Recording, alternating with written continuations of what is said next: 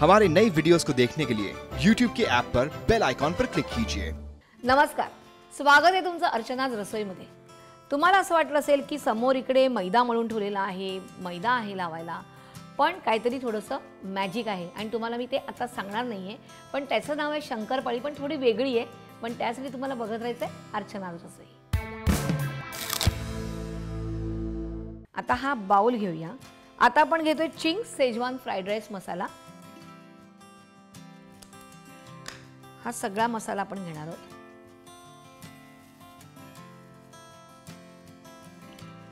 आणि ह्याच्यात आपण तेल घालणार आहोत। एक साधारण 1 टेबलस्पून तेल घातलेलं आहे आणि हे मिक्स करायचं आहे छानपैकी।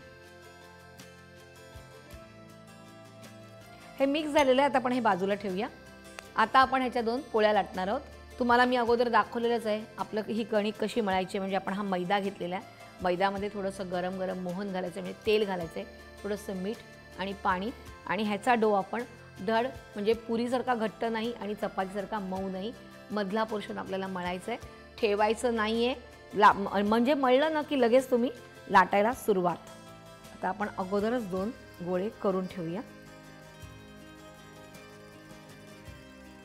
आपण मैदा घेऊया आणि ह्याची आपल्याला चपाती लाटायची। अजूनही कळत नसेल ना की काय चाललंय, नक्की कळत नाही आपल्याला। शंकरपाळ्या म्हणतायत, पण शंकरपाळ्यासारखं काही मळलं नाहीये, त्यात काही घातलं नाहीये, गोड असेल तर साखर नाहीये। हेच तर आहे ना सिक्रेट। आम्हाला सिक्रेट मसाले दिलेत आणि आम्हाला सांगितले बघा आता काय करू तुम्ही, त्यामुळे आम्हालाही काय थोडंसं इनोव्हेटिव्ह करायला लागतं ना। आता ही आपल्याला थोडी बाजूला ठेवूया आणि दुसरा गोळा घेऊया, हे लाटून घेऊया। एवढीच लाटायची आहे।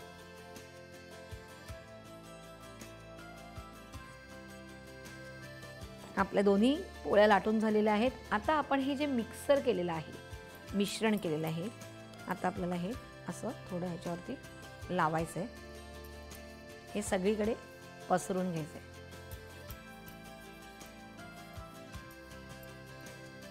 हे सगळं आपलं लावून झालेलं आहे। आता आपण ह्याच्यावरती दुसरी पोळी घालणार आहोत। आता आपल्याला ही पुन्हा एकदा लाटायची, ह्यासाठी की ह्याच्यात काही एअर बबल्स असतील ते काढून टाकायचे आपल्याला, नाहीतर मग आतमधला मसाला तेलामध्ये उतरणार आहे। आता आपल्याला हे कट करायचे।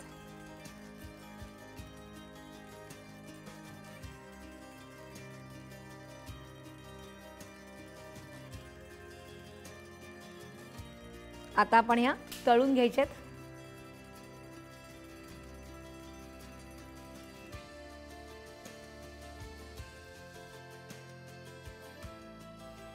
तुम्ही बघत असाल की इकडे मी शंकरपाळ्या टाकल्यावरती त्या बरोबर सेपरेट होत आहेत, पण ते व्हायला पाहिजे, कारण का माहिती आहे का, त्या प्रत्येक वन साईडला तो असा मसाला लागला पाहिजे आणि तो असा खाताना थोडासा तिखट मस्त वाटतं।